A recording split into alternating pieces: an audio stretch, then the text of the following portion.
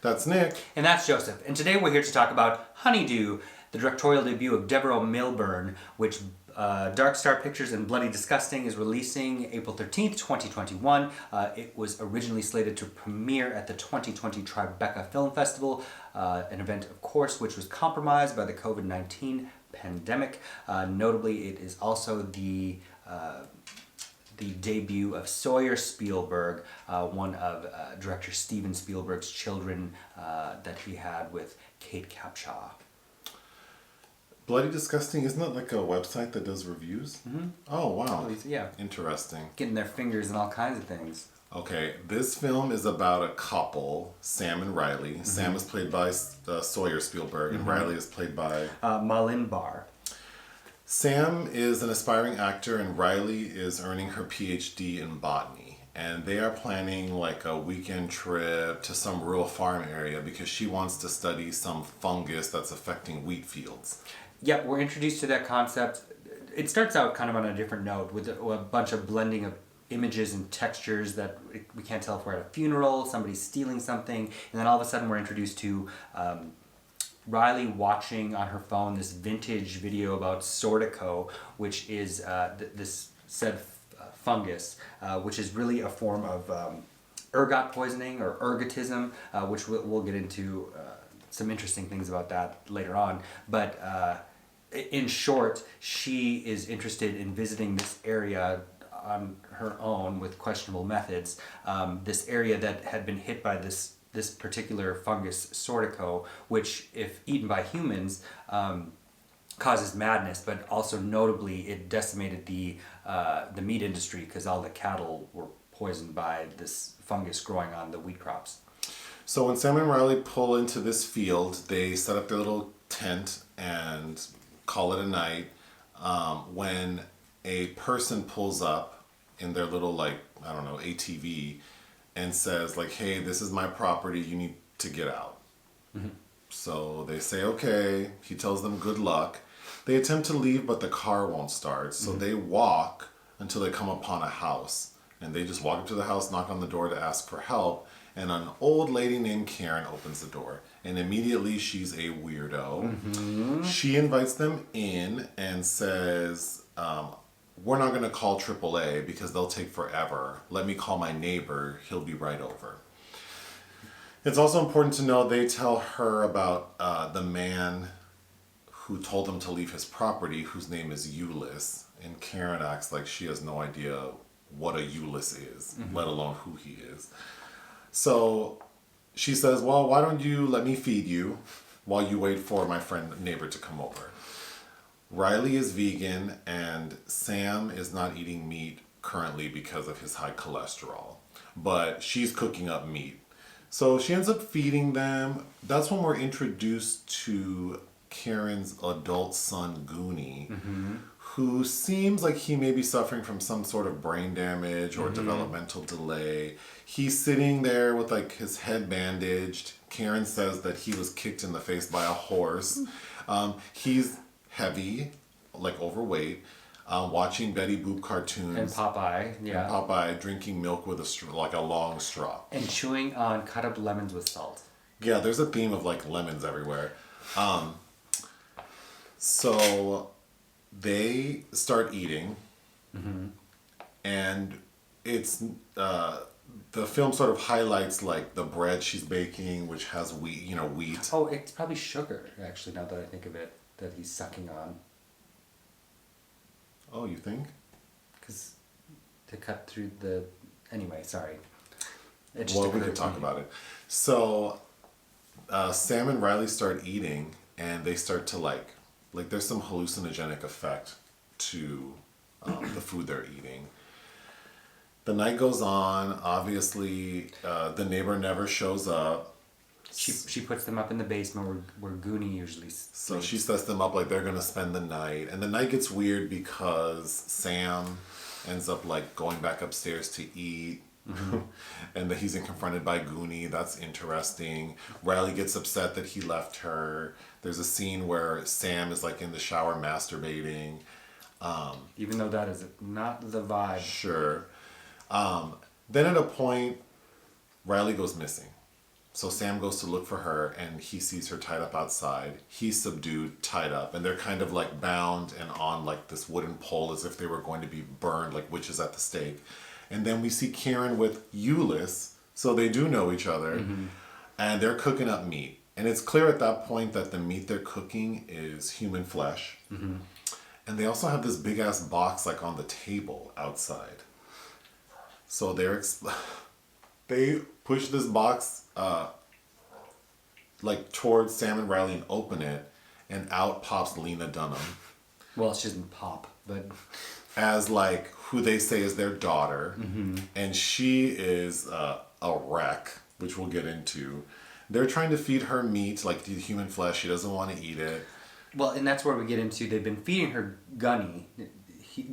He's the man that we see a brief flash of trying to steal from them in the beginning. And they suggest that their daughter has grown tired of Gunni's flesh, and what they're feeding her is a slab of Sam.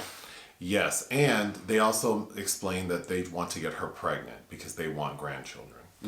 Okay. Part of how they keep... So Gunni is the guy from the beginning of the film who we see steal something. How they keep these people subdued, because also when Sam and Rylie first enter Karen's house, we see a bunch of photographs of like people who seem like the photo was taken awkwardly. So we would presume that she's done this to many people. The way they keep them subdued is they perform like a transorbital lobotomy. So Eulis is about to literally like pierce through Sam's eye with this pin when police show up. But they're in the back of the house and the police are in the front. So Karen's able, with Eulis, to go to the front and sort of distract the police enough to leave. But during that time, Sam and Rylie convince Gunni to untie them to help them escape. So Gunni runs off carrying Rylie while Sam is kind of hiding. And Gunni gets pretty far, but then he gets caught in the bear trap again. So next thing we know, we're back at the house sometime later, and we see that, so time has passed, and Rylie is sitting at the kitchen table like Gunni was when we first met him. So now she's fat, watching cartoons, like just out of it. And then we see Karen carrying food downstairs, and she has Lena Dunham's character and Sam in the basement. And we see that Lena Dunham's character is missing her arms and legs. So they've eaten her, and Sam is missing his feet. And Karen's trying to feed them. They don't really want to eat, so now she's like, well, time to do what I need you to do. So she has Lena Dunham's character having sex with Sam, I'm assuming to hopefully get her pregnant. The end. All right. Yeah, this was a very interesting film. There were a lot of weird touches that I think kept me intrigued throughout. Yeah. So for that, I would say it's worth a watch. Yeah, I was kind of on board with it. Like, I was really digging it until we hit a stretch of time where it becomes very monotonous, where it's like, oh, we needed to get to this faster. And I think it's at the point where Sam disappears upstairs to have his little meat feast, which we've already determined so many things by then, like, I don't really need that. Right. Or, I don't know that if something had moved a little faster there, I think the energy could have kept up. And then unfortunately, I feel a lot of the third act feels derivative, because it's going to remind you of a lot of films, despite the odd flourishes in the periphery that Milburn uses to set it up. Okay, what did I like? I think the sound... Oh yeah, the editing soundtrack is and great. the score and the music are fantastic. Creepy, unsettling, yes. I think the film looks great. I think the character of Karen is very well played. Who plays her? Barbara Kingsley. Yeah. So one of my first notes during the first act was, especially after she's introduced, because she gives me this Carol Kane vibe, was that this feels like David Lynch doing Hansel and Gretel. At first, I don't think that at the end, but and it's Kingsley was in David Lynch's The Straight Story. Okay. So she has that Lynch vibe for sure. I think the actors playing Sam and Rylie did a fine enough job. They really, to me, they seem like preppy millennials who are really incapable of doing anything but spending money and doing what they want. So in that regard, they did a fine job. I think Sawyer Spielberg is I think he's appealing on screen. Sure. Like, I could see him being an actor without having a super powerful rich dad. Sure. My first note about his character was because he's like mumbling frenetically over something, like he's crazy or he's an actor. He's an actor. He's an actor. A waiter or an actor moonlighting as a waiter. I think the only problem, the performances by Spielberg and Barr, I think were fine. I just think that the script tends to, I think as you had put it well when we were talking about this beforehand, we don't either like or hate them enough. Yeah, I don't understand why we took the time, because there is quite a bit of time spent with these two together, and we see that there's tension in their relationship, and we were making inferences about what that could have been, but then it got boring and like talking about it, because like I really don't care about the dynamics of these two people, because I don't, obviously I didn't want them to have their ultimate fate was not deserved, but yeah, I just didn't care enough about them either way. Right, and I think that what's frustrating as a gay person or as an other, like anytime you watch things like this, don't you find yourself saying like, what would we do in this scenario? Oh, if I were in the middle of some farm area in the middle of the night, if you think my black ass is walking up to some random house. Well, yeah, that's the thing. Like they have a car, though it won't start. Why wouldn't you just stay securely in it until daylight? You've already had a creepy interaction. Plus, like, how are you just gonna go, like, throw yourselves down in some field, thinking that it doesn't belong to anyone? That, and then like what, like, if I would, I would never just knock on some random person's door in an area like that. But then also like be invited in, and then they're kind of particular because again, Riley's vegan and talking about all the food restrictions and. If the filmmakers said that they were going for that, like, sort of, like, privileged, like with no self-awareness. Yeah, they're oblivious, completely oblivious. But it's not to the level of, like, Nothing But Trouble. No. Like that movie with Chevy Chase and, who's his neighbors? The guy who just died and... Oh, from SNL. Yeah. Yeah. Like, that's very well done as far as being just so... The Brazilians, him and his sister, yeah. Yes. Yeah. Like, it either needed to be like that, or they needed to just be sort of like naive. Yeah, there's something kind of, like, because they establish that there's some kind of tension in their relationship, but not enough tension to where they're completely ignoring all the major red flags going on with Karen. And especially with, if you are that careful about what you put into your body, and I think veganism, you are being that careful, the state of her kitchen, Gunni at the table, sucking on them lemons, and then Karen's fingers, because she keeps digging in her mouth, and are black at the tips. There's no way you would excuse yourself. You would find a way to leave. I needed more to make me believe that these two people would have stayed in that house before they felt the effects of the drugged food. Yes. Yeah. Yeah. But again, once we get there, the sky's the limit, really, on what transpires. It leaves behind this kind of like nice, weird lynching vibe to become. You'll think of Texas Chainsaw Massacre. I thought this movie felt like Texas Chainsaw Massacre meets Whole Foods. Very good tagline. The tagline is actually "The flesh is family." Oh. Honeydew, that sweet flesh. Hills Have Eyes, of course, came up. Boxing Helena. Oh yeah. But also The Baby, that cult classic directed by Ted Post before he did Magnum Force. Okay. Remember with the social worker that... Oh, yes. With Ruth Roman, who looks like a drag queen in that. If you haven't seen The Baby, 1973, watch that immediately. But it had elements of that. It just didn't... I think I wanted to like it more than I really did, but for a first film, there is a lot going on here that's really exciting. The worst part of the film for me was Lena Dunham's character. Sure. She is so distracting. I don't know that lady except I saw the movie Tiny Furniture. Yeah. And I recall enjoying it enough. Mm-hmm. So I don't have a negative impression of her. I just think like her portrayal of this character was so distracting.